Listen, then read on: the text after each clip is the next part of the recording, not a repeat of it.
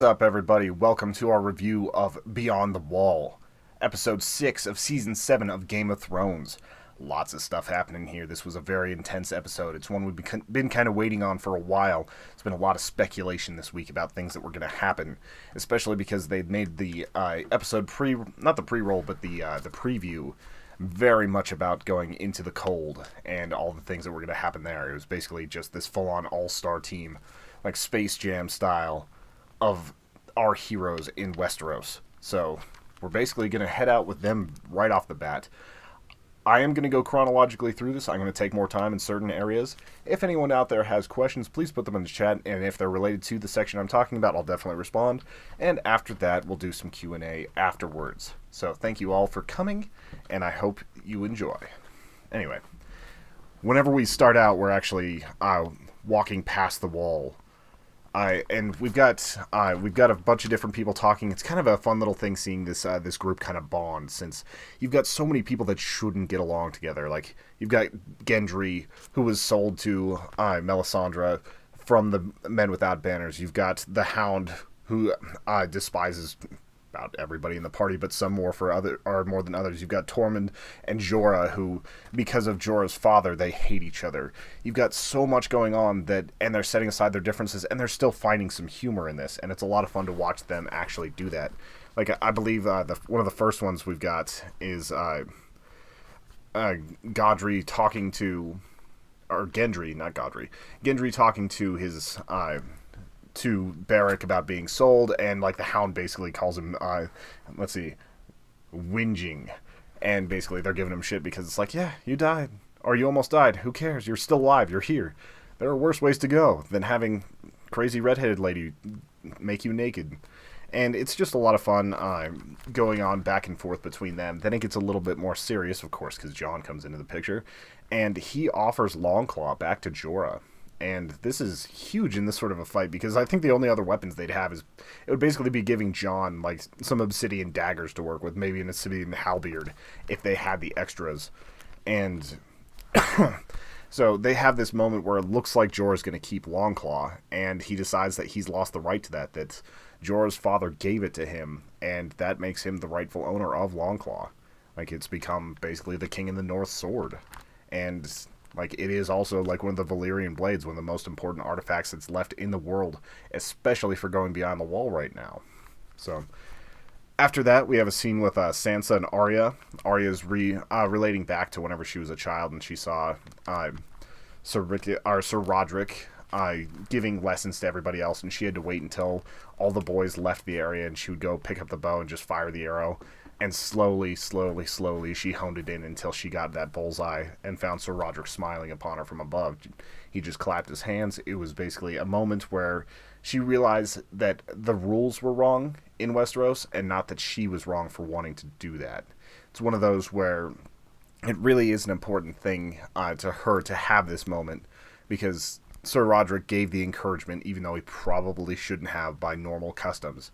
He saw that she wanted to improve herself and become stronger of her own accord, not because society told her so. And there's only, like, you have to respect that.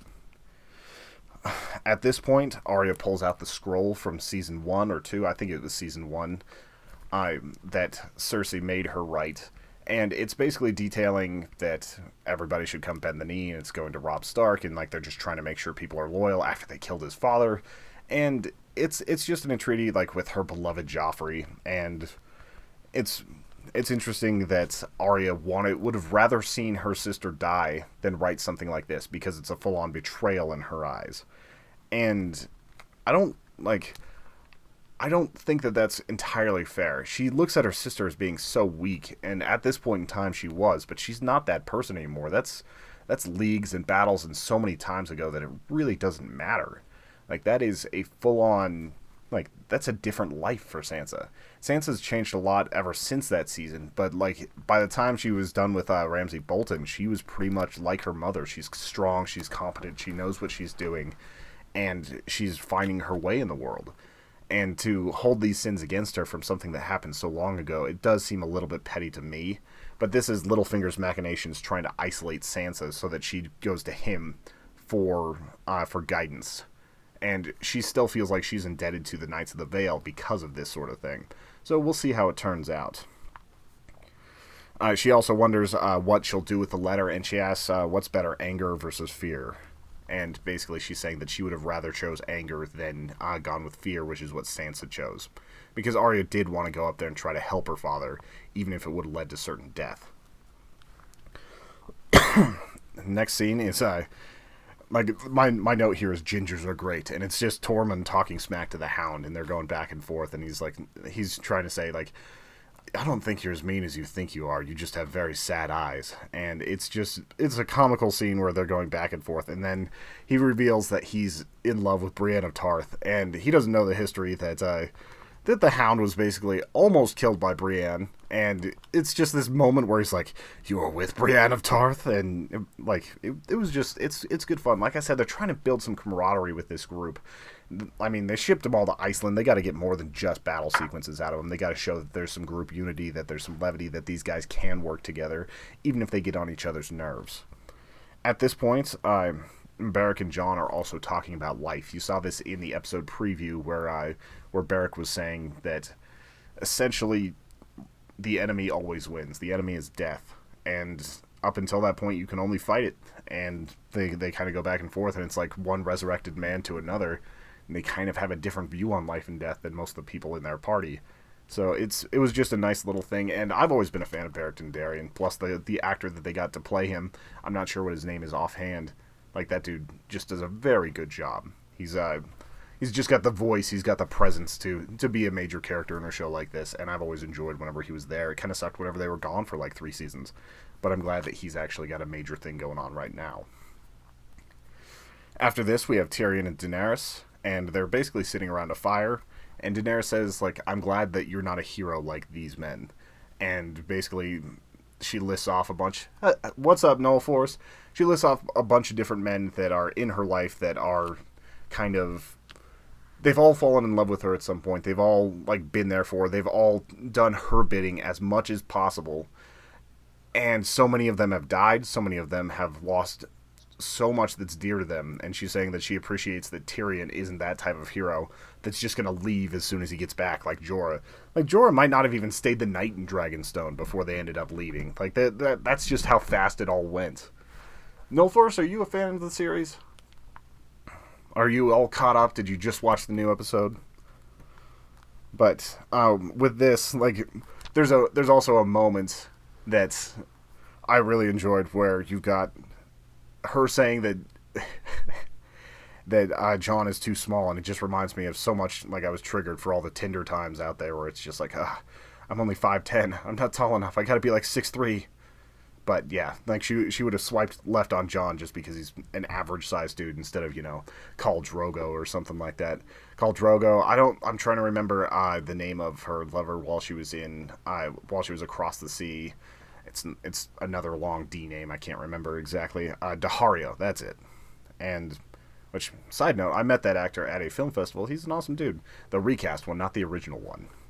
But, like, I just like this scene because you're actually seeing that there is more feeling there than she's actually stated. And the show's actually done a good job through emotes showing that she cares about Jon Snow, and she's starting to feel something there. Something more than she has for any other lord that she's really encountered. Like, whenever she got married out there, it was to some guy, and it was just a political marriage, and it ended up being that he was, like, with the Harpies and everything else, so it was just a mess. Her first husband, of course, was Khal Drogo, and he died horribly, and that was one of the sadder things, and she actually had to end his life.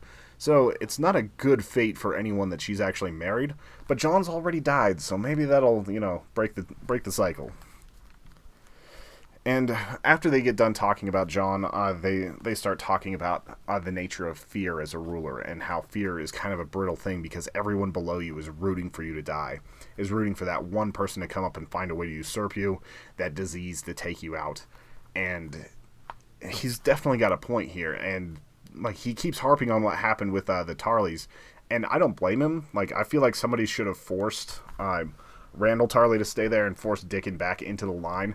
Because having that sort of house, even if they didn't align with them then, their army was already destroyed. They're not going to be a family that's just, like, in the way at this point. And if she could show that sort of leniency and mercy, she might have been able to get them as allies once everything settles down, if she can get the Iron Throne.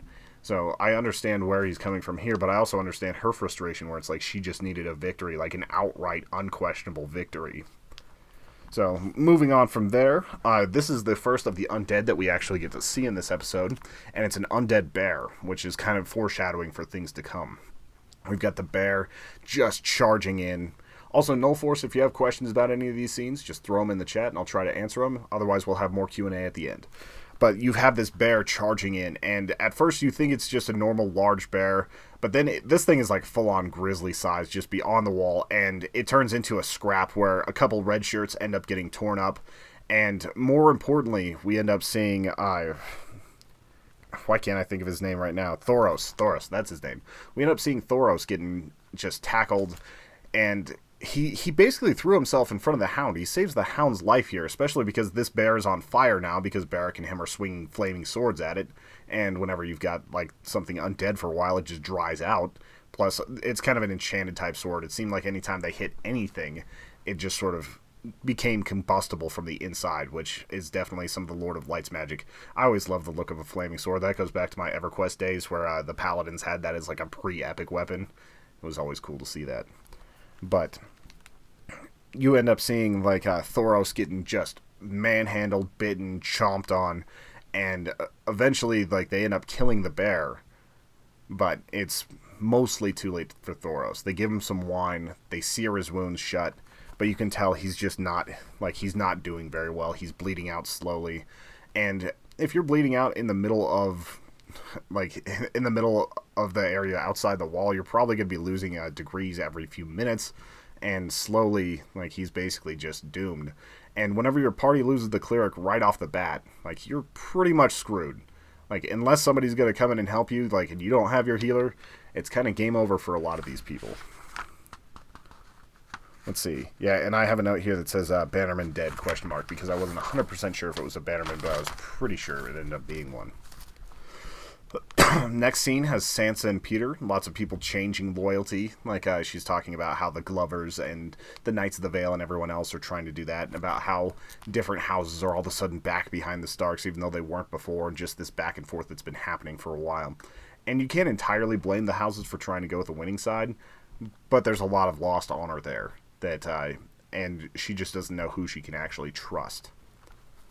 On top of that, like they're talking about who are they going to go with if things go sour, because she's been engaged to 3 different people from the south that were her enemies. I guess the Boltons were a little bit north, but they ended up being like Warden of the North only because they took it. So there's a little bit going on there where she doesn't think that any of them really should be behind her, but she also kind of wants to. And also Littlefinger is forcing the point on her, trying to like get her to be more on his side, and is basically saying that Brienne needs to know what's happening and needs to be out of the picture, because whose side is she going to be on if the sisters are against each other? And this is kind of a storyline that I haven't fully understood. Like, I feel like Brienne would just be a good mediator between the 2 sisters. Like, if they ended up talking to her, like, Brienne would basically look at them and be like, "What? Your sisters? Like, you're going to argue about shit. Like, it's not important. Don't hate on Jon." Like, it just seems like Brienne would be the level-headed one. They could just solve this situation if they talk to her instead of sending her back south. Alright, so at this point, this is where the big battle begins. This is the thing we've been waiting for a while. Like, it starts out with Jorah and Thoros talking. They're talking about, like, being drunk at Pike, which a lot of people don't know about that sort of battle. Jamie alluded to it earlier in the season. But whenever they retook Pike, the Lannisters went there and basically just cut people down. It's the reason why Theon ended up with the Starks. There's a lot of different lore there, but they had to break into the room, and basically, like, anytime you're breaking into a room with a bunch of knights that are just waiting to kill you, you're gonna lose a lot of the people right out the front. And Thoros was just a drunk ass, and he just charged in, and he says he doesn't even remember what happened, only that, like, people were telling him about what he did, which is basically just fly in there and start cutting people down. And Jorah was there, lots of other people were there, like Jaime Lannister was there, of all people. And Whenever they are walking, they end up seeing the dead in a box canyon below, just kind of walking through. And there's actually one of the White Walkers, as well as just a whole bunch of whites.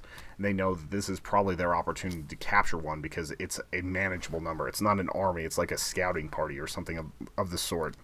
And so they set a campfire at the end of their path so that it's kind of a trap. It draws them close as they go to investigate. They charge over the hill, and you see a lot of close calls. You see basically Tormund fighting with this halberd that's got obsidian on the end of it. I thought it looked like a weak weapon, then I was like, oh yeah, because it's got obsidian on it, so it's like it has to be more effective. You also had like just everybody charging in. Anyone with a good blade is just chopping. You've got Gendry hitting people with the with his hammer, and it's like this is definitely a fun choreographed fight. But this is leading into a kind of different situation. You see Jon go and he fights the White Walker, and he ends up just ripping this thing up and killing it, and it shatters like the one in Hardhome did. So one of their major people is down. And at this point, they go to capture one, and by the time they get it bagged up and ready, it releases this screech that just notifies all the other undead in that entire army that they're here. And one of the things about an army of the undead that people don't really think about is that anytime you lose a number of your force, it becomes a number for the other force. People have said that this looks like kind of a smaller army. It's like it only has to win one battle to all of a sudden double its size or triple its size, or just a bunch of small ones to really make it into a formidable force that doesn't need to rest, that doesn't need food, that doesn't need logistics. It just goes. And that's always like the most terrifying thing about the undead, like especially in a sense like this. You see it with zombies and all that where it just like keeps making the force bigger. But whenever you have a semi-sentient race, that's whenever it goes crazy. At this point, they tell Gendry to run and send a raven, and we get a little bit of fast travel again going. But he drops his hammer, so that's, I believe it was either the Hound or Tormund was using it. I think it was the Hound. So he grabs the hammer, and Gendry just runs into the wilds, and I don't know how far he had to run, but it definitely looked like it was going to be cold, and he just kept going and going and going. Yeah, thanks, Null Force, it was the Hound. So I'm going to move this down just a touch so people can see the chat lines if they watch the YouTube video. And so, like, the Hound takes Gendry's weapon, which everybody thought that Gendry was going to come back and just immediately get offed because you saw in the trailer for this episode that Gendry's weapon was in somebody else's hands. Turns out, like, he was in for a good fight and then he was off to run, and it makes sense. Like, he's a fairly thin, young, spry guy. He would be the one that you'd want to go running. But they're also sending a raven, which is like, how long does it take a raven to get from Castle Black to Dragonstone? And then how long does it take for a dragon to fly from Dragonstone up to the north? Like, I imagine that they can cover some pretty good ground, but that, like, it was just like a desperate plan to begin with. Not even just because of the logistics of it, but because of like just the vast distances. And so you've got the ice breaking as they run across, and they come out of this box canyon, and they have no other choice. They have to run across this ice, and you can just see it cracking under each footstep. And like this fight would be one of the most like terrifying ones I've ever seen, because there's just so many. They've got like 7 or 8 people in some red shirts that they can lose for this battle, and it's just all the people. It's like, what's left of this show if we lose even half of these people? And you end up just seeing them run out there to the center, and the undead are not charging because they saw the ice crack before and that they lost a bunch of numbers. So you kind of have this waiting game going on where the undead just circle the island, and it's a fascinating moment where you've got all of these heroes just having to wait on either the undead to make their move or for Dany to come save them, and it's kind of a combination of both. Whenever they wake up the next morning, because it's literally been at least a day. They might even have gone 2 days with the undead just staring at them. I'm not sure how the Hound got any sleep, but if anybody would, he would. And he just gets bored, so he starts throwing rocks. The first one knocks the jaw off of a White Walker. I always get which ones are mixed up. The Whites, I believe, are the zombies, and the White Walkers are the ones that are the actual leaders of them. He throws the rock, breaks the jaw, and then the next time he throws it and just skitters across the ice. And, like, this one undead is like, oh, it's not going to break entirely. And you just see, like, him stepping forward, and you see the rest stepping forward just one little bit at a time. And it's like, you know that they can take out hundreds of these things, one by one by one. But even if they aren't coming as an entire horde, there's no way to just keep swinging for that long. Like, somebody's going to slip up. Not to mention the morning of Thoros actually died. Like, I kind of glossed over that. Thoros kind of froze to death in the night. I don't know if it was because he bled out. I don't know if it was a result of anything else. But he was gone by morning. And, yeah, Nullforce says it best. He's like, oh, you done messed up. And that definitely was the way it went down. Like, you just saw these undead stalking over towards this all-star group. And you know the fight's going to be incredible, but it's like, what are these guys going to do? There's too many. Like, there's thousands of these undead on multiple levels, not to mention 5 of the White Walkers just staring at them. And I called this at the beginning of the episode when I first saw them. I was like, they've always had long-looking lances. It's not just swords that they're holding. Like, those are throwing weapons. So I keep thinking, like, if they get a dragon out here, like, like, this is going to be whenever Dany at least loses 1, if not 2. I didn't think she would lose all 3, but it's one of these where, like, the only thing that could stop those dragons were if they got completely mobbed, which I think the dragon would just fly upward, or if the Night King and his minions actually could do something. And, like, turns out that was kind of the bad idea. Before this fully went down, there was an interesting talk with Jon and Beric about the Night King and how they believe that they were both brought back just to be like the opposing force to him, and that it might be today that they end up fighting the Night King. And I didn't think it was entirely that, because if they ended up killing the Night King, all of a sudden there'd be a lot more generic fighting happening for the next season and for everything else. But it's one of those moments where, like, you're facing down, like, your actual nemesis. This cold, unbreathing, kind of immortal thing. He's, like, right here, by the way. But you're facing this down, and it's like, it's basically just ultimate unyielding evil. And they have to find it within themselves to be able to stand up to this. And it feels like they've already lost because they're so surrounded. So, like, being able to watch him just stare at you, waiting to make that first move, it's got to be just terrifying. Because if there's one thing the White Walkers have, it's patience. They've waited thousands of years to get to this point. So, they've waited since the Long Night, and I can't remember exactly how many thousands of years that was ago. I want to say it was like 8 to 10,000, but it's a little bit hazy from what I can tell. And at this point, like, whenever they're surrounded, like, they kick skeletons, like, to see what happens.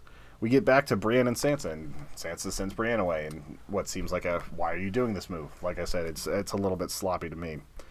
At this point, you also have the dragons, like, you see the dragons going north. You watch as Daenerys puts on her winter gear, which I still think she needs a hood, because it would just be so cold flying. They look like they're at least going like 100 miles an hour. Maybe not 100, maybe like 60, 70. But they're still booking it. They're still flying really quickly, and they've got a long way to go, and it's just going to be horrifyingly bad. Up there, a few hundred feet higher, with that sort of wind resistance. She needs a hood. But we're not here to talk about fashion choices. And Tyrion employs her not to go, saying, like, sometimes the hardest thing to do is nothing. And in some ways he's right, but it's also like, you can't lose these people. Daenerys, most importantly, can't lose these people. She's already starting to feel for Jon. She's got Jorah out there. She's got, like, the other people don't really matter to her, but it's still, like, she's starting to see that her destiny might not so much be for the Iron Throne in, like, the conventional sense, but if she can be the one that defeats the undead horde, then maybe she can earn the Iron Throne a different way and get the people's respect that way. So this could be a huge victory politically for her, but it's also like one of the most dire and important things that she could be working on. So it's an interesting spot for her to be in, where she has to be bold and she has to give up what's comfortable and just go after it and save these guys. Actually, this scene right here is where the Hound gets bored and things just kind of grow out of control. And you get one of the scariest moments. This is where my notes actually started to get sloppy, because I just put them down and started watching the show. So I'm gonna go through it as I remember it, where you've got all of the undead coming in. You've got the ice breaking, where they hit it with hammers. You've got them dropping that so that they can get back to their swords and working on this. And you've got so many close calls. Probably the most intense close call that happened right off the bat was when Tormund was brought down by like 6 of the zombies, and they're just pulling him, and then 2 climb out of the water and grab him by the boot and start dragging him back towards the water. And I'm like, there's no way. Like, Brienne's never gonna get married to him. It's gonna be a waste. Like, it's all for nothing. That ship has sailed. Like, literally, I've shipped them for a long time. Brienne doesn't know it yet, but it's totally happening. But it's just like they made it last so long. It was like whenever you have something go longer than a few seconds before somebody saves them, like in Game of Thrones, that generally means they're gonna die. And they just lingered and lingered and lingered, and it got to the point where his boots were in the water, and he looked like he was like that. He wasn't accepting of his fate, but he was terrified. And to see a man like that terrified is an entirely different thing. And so whenever he ends up, I believe it was Jorah that came up there. It was Jorah the Hound there that ended up saving him, but it was just this moment where it was just so much relief, and it was just, like, I let out a full-on sigh of relief. Tormund's always been one of my favorite side characters, and he's kind of becoming more prominent, especially with Mance gone, because he is the head of the Wildlings at this point, at least so far as I can tell. And then as that's going, like, they're having to fall back because they're just completely overwhelmed. And as has happened before, whenever they needed the dragons show up. And this is the moment of ice and fire that we've been really waiting for. Like, I know that the idea is Jon and Dany are ice and fire. They're united. But this is like the literal moment where you see the frozen wastes getting destroyed and burned under dragon fire. You've got all 3 dragons this time, not just the one, going and laying waste with flame. And at this point, like, you have the Night King step up. And as soon as they showed him grab that, I was like, one of those dragons is dead. One of those dragons is going to get turned into a White Walker, or a White. It's going to get zombified. This is going to be terrible. And lo and behold, as soon as he holds that, he throws it. I couldn't tell which dragon it was. Like, there's Drogon, Rhaegar. It's not Rhaegar. It's like Rhaegon, and the other one named after her brother Viserys. And I couldn't tell which of the ones was actually dead there, just because I only know, like, she usually rides Drogon because that one's her favorite. It's her main baby, I guess. He's also the biggest, meanest one from what I can tell. And, like, as soon as, like, you saw that hit and there's just this, like, decay coming out of it, it's like, that's more than a scorpion bolt. That's, like, there's something inside that spear that is just full-on deadly. Like, that it poisoned them as much as it did, like, physical damage. And it was just absolutely, like, brutal hurt. And you see Dany's face, you see the others, like, Jon is just going to keep fighting. And, like, you even see the reaction from the other dragon that was behind it.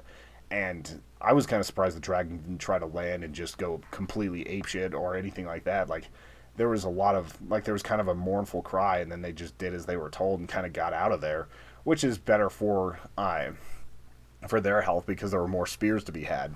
If she would have lost 2 dragons here, that would have been, like, the worst possible thing that could happen for her chances at the Iron Throne. I don't even think Cersei or Jaime would have been that intimidating if she lost the dragon. They'd still have to deal with the Dothraki, but it would be a little bit different. And, like, at this point, Jon is just fighting to keep them away so that they can go, because he sees that the Night King is getting ready to throw another spear. They're grounded with 6 people on the back. They've impaled the one zombie that they need to bring back on the dragon scale, and, like, they need to go, and the only way they can do that is if they leave Jon behind. And as Jon goes out there, like, he basically gets completely swarmed and gets dragged into the water. And we saw this with Jaime. I was like, man, are they going to end the episode here? Like, is it going to be like a Jaime thing where he just ends up, like, being fine several minutes later? And you see Daenerys, Jorah, like, the Hound, everybody else just kind of escape here. But it's not without cost, as Jon, like, is just gone under the waste. And after a little bit, after they miss with that spear, like, you see Jon bring his hand up, and he's frozen, he's hurt, he's frostbitten, like, he's coming out of there. And I kept wondering, is this the moment where he becomes Azor Ahai, like the prince that was promised? Like, is this the moment where his sword catches the light and he gets that vitality? And it wasn't quite that moment, because I just wonder if he is Azor Ahai, because there are a few people that it could be, but it's either him or Dany for the most part as far as the series goes. And I was like, there's no way that he can get through this. Yeah, there was some serious spear bending on that thing, almost like it had some control. I kind of agree. Like, would it be that hard to believe that the Night King has some sort of magic where like he throws it very accurately, or the fact that he's probably older than men entirely in this world, like by thousands of years, like or than that he's just really experienced at throwing it. But it definitely looked like there was some magic, and they just barely missed with that second spear. Jorah almost falls off, but they managed to pull him back on the dragon. But at this point, you see Jon, and like he's doing the Jon thing where it's like he's facing down death, and the way he just grips his sword at this point, like he's. It reminded me a lot of right before the Battle of the Bastards fully commenced, where he just made his stance, put both hands on his sword, and then you just see cold hands coming up. You just see that like that flail with fire coming out of it that just kind of like it doesn't insta kill zombies, but it might as well. Like it just catches them on fire and they go off and immolate themselves. And Benjen definitely felt like there was either going to be something with like a direwolf, there was going to be something with Benjen. Like there was only one or two ways that Jon could make it out, and he's really the only one that I feel has plot armor right now, other than maybe Daenerys. Like it feels like anyone else on the show could die except for Jon right now, and they got pretty close today. But like Benjen comes up and he gives his what he perceives to be his nephew, like his horse, and basically tells him to go. And then he goes wading into a crowd of these zombies to just give him more time. And the zombies had basically been walking away because they didn't know that Jon had survived. Whenever they see him walking, they start turning around, but they aren't in formation. They aren't surrounding him like before. So it only takes so much for Benjen to be able to clear it. And like you just see Jon once again riding towards Castle Black, or not really arrows protruding from him, but almost dead, just on the back of a horse. And then you get like one of the more touching scenes I've seen for a little bit. Like you've got Daenerys sitting over the bed after they've kind of warmed Jon, and you can tell he's hurt. He's definitely not recovered, but like she grabs his hand immediately. Like this is a moment where she's expressing fully that like it's just showing her humanity. She's always so like she has to be so cold. She has to be disconnected. That's part of leadership. And this feels like something that she actually wants, like something that she hasn't been able to really choose for herself in a while. Like whenever she was hooking up with Dahario, like she knew he was important, but it wasn't anything more than just like the satisfaction part of it. And like she, like you can tell that there's some love there, even if it's not love yet. It's like at least the precursors for it. And Jon basically says like, how about my queen? And first off, that's your aunt, buddy. But second off, I understand. And they have this moment where it's like it makes perfect sense for them. It's like they know that an alliance between the North and the South might be one of the few things that could keep the lords of the North from rebelling, that could unite people in the South, that like could actually unite these kingdoms. Like you get that uniting of ice and fire, and like you actually make it real. And it was just kind of a very quiet scene after a lot of anger and fire and everything else, and it was actually pretty beautiful. So I was really happy with that scene. I'll probably go back and watch this episode a little bit later. I'm stoked for next week. And I don't know, I also think back to how hard that must have been, because Dany lost one of her dragons, and she basically treats them like her children, especially because she can't have children. I think that's a result of the blood magic that was put against her. I didn't know that she was actually barren at that point, so it's like what happens with this line, like who does what, that's all succession to be figured out later. But it really does make it interesting seeing like Jon and her have this moment of happiness after everything that's happened. So I was glad that they were able to put that into this episode. There was a lot that happened here. I was told by Stylith, one of our friends, that basically you're going to laugh at this episode, you're going to cry at this episode, you're going to say what the fuck at this episode, you're going to say a lot of things, just like back and forth and back and forth. And it totally was that kind of episode. And next week we have a 90-minute one, so it's like, what are they going to be giving us next week that we don't get for this? I was getting ready for the call, so I didn't have a full chance to kind of watch the preview for this one. I saw that there were Unsullied. I saw that it looked like there was possibly battle at King's Landing, or at least that there was some sort of standoff. People aren't going to trust each other. And hopefully they can actually get the crown there to recognize what's happening with the White Walkers and kind of get this thing united. I don't know what type of armistice they're really going to work out. Like, it doesn't seem like there's much that Cersei can offer them back to not just burn King's Landing to the ground. Yeah, bend the knee as marriage meeting too. Fingers crossed. No force with the clever lines tonight. But yeah, it's I don't know. It's interesting how this episode ended on like such a different sweet note. So like I'm kind of repeating myself. I'm really excited for next week. I think that's going to cover most of this, unless there are some people in the chat. It's been kind of quiet over there tonight. No Force, do you have any comments or questions on this particular episode? I'm looking at... Oh yeah, there is one major thing that I forgot about this. There is a giant undead dragon. They ended the episode on one of the things that people have speculated on for years. Like, they wondered what would happen if there was an undead dragon. Like, I'm wondering if it's going to fire ice or if it's actually still going to be fire. Seems like fire would be more effective, but if it's a full-on, like, it could be just devastating no matter what.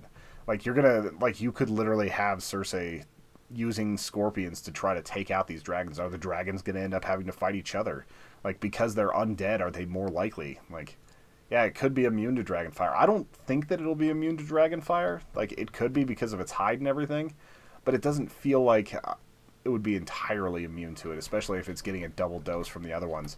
I feel like they're going to have to use, like, scorpions to drag that thing to the ground and then have the dragons burn it or just have it chopped to bits because, like, even if you have obsidian-tipped arrows, that's not going to get through. Like, if you have an obsidian-tipped scorpion, it probably could get through, but I don't know if it's going to actually kill it immediately. Like, it's a different level of constitution when you're talking about a dragon than whenever you're talking about like White Walkers that or whites that could be hundreds of years old of rot. So this is a fresh dragon that they're pulling from the depths. Yeah, could see that too. Like Jon jumps on it midair. Like there's definitely things that happen with that, and that actually fits in with the lore. There was a time where the Targaryens ended up going into a civil war a long time ago, and one of the major Targaryens, I think he was actually king at the time, dove from his dragon and basically stabbed the usurper and killed his dragon, and both of them all, like, basically everyone fell to the ground dead, and it was just his way of ending that rebellion just in one fell swoop. So, like, there's actually some lore that would back that up, No Force. I can't remember what those ones were. Alt-Shift-X has some really good coverage that goes deeper into the lore behind Game of Thrones than I have. I haven't even had a chance to fully read the books yet, so there's a lot that I'm missing that I think I could, like, that I wish I could bring to light on this, but I'm mostly focused on the show, and then I'll read the books after the show is done. Plus, we're in uncharted territory right here. So, as far as what I think that's going to bring, like, I think that an undead dragon is basically one of the best counters you could ever have for Dothraki. Although the Dothraki are some of the better archers that you could get. Like, there's only so much that they can do, especially because it might even be more impervious to that sort of stuff if it is a frost dragon. Like, it might have better hide because of the frost that's on it. And the fact that even if you were to shoot it a bunch of times, it's not going to bleed out. Like, it's just undead at this point. So, it feels like it might end up being, like, where the story of dragons in Westeros ends, where kind of, like, the two living dragons go against the third, and they all end up killing each other. Like, Dany might take the throne as, like, the mother of dragons without a dragon left, like, to seal her throne. There's a lot that could happen there. And it feels like it's just going to be one of those things where we have to wait till next year, because we definitely aren't going to be seeing that battle tomorrow, or not tomorrow, next Sunday. I don't know exactly what we're going to see, but it's a 90-minute episode, so they got to have something good cooked up for us. If they do end up having, like, that battle and, like, they end up wrapping up most of the show and there's only 6 episodes next season, I have no idea what they would do. So it feels like this one's going to be a little bit political, but it also could have traps. It could have... last season was one of the most insane things I've ever seen as far as a TV show. So, yeah, that could do it too. Like, I think it'll end with the wall coming down. That would make a lot of sense for tomorrow's... Or, I keep saying tomorrow. Who knows? Maybe it'll leak. I might watch it if it did. I didn't watch this one early because I wanted to be hyped for this particular stream. But with the wall coming down, that would be a really good way to end it, because they have that horn that can take the wall down. The Night King might have magic that can counter the magic that's on the wall. there's so many different things that could happen there. And I think, honestly, you're onto something there. Like, I think the wall will probably come down at the end of this, and it's basically going to be sort of a united Westeros against the undead. And it's what we've been waiting for this whole time. Like, the undead menace is finally here, and they're going to be past the wall. And even if you think of the name of the episode, Beyond the Wall, that could mean our heroes beyond the wall. Or it could mean that they're going to be beyond the wall here soon, and that all of their enemies will. Plus, if you've got a dragon, like, can you fly over the wall? Is the magic going to stop the dragon from being able to do that? Or is that just going to lay wreckage to Castle Black? Like, is Castle Black going to even exist after this? I'm sure Eastwatch couldn't because there's not that many people there. Castle Black is a little better defended, but they don't have air defenses like that. I guess they do have some ballistas and things like that could help, but I really don't think that ice dragon is going down in one episode. I think that's going to be a key thing for all of next season. We're going to see how they have to counter that. With that being said, I think that is going to do it for us tonight, unless anybody else has any questions. Thank you for sticking around. Thank you for checking this out on YouTube. If you like this, check out all of our other reviews. Like, Al does a lot with Rick and Morty. He's actually cartoonified. We've got a lot of other cool stuff going on right now. So thank you all for hanging out. Check out our YouTube channel, youtube.com/Human Echoes, and we will see you next week. Thanks, No Force.